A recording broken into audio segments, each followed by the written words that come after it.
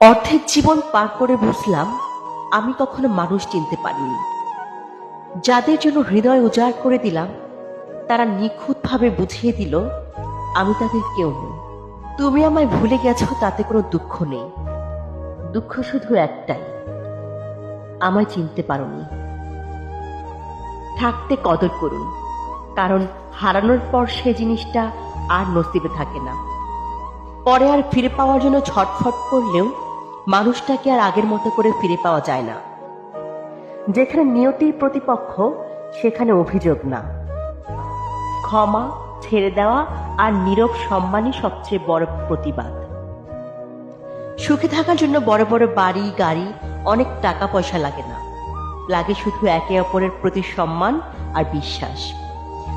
Revenge of nature মানুষ মানুষকে ক্ষমা করে দিলেও প্রকৃতি কিন্তু মানুষকে কখনোই ক্ষমা করে না।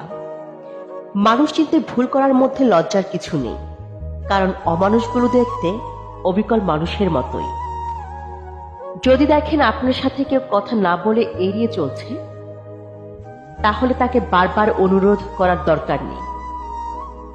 যার কাছে আপনার সত্যিকারের মূল্য থাকবে সে হাজার ব্যস্ততার মাঝেও আপনাকে সময় দেবে।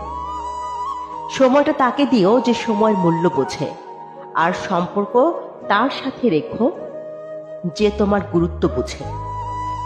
প্রয়োজনটা ফুরিয়ে গেলে আর কেউ খোঁজ রাখে না, সে যত কাছের মানুষই হোক না কেন। স্বার্থ শেষ হলেই মানুষের আসল চরিত্র প্রকাশ পায়।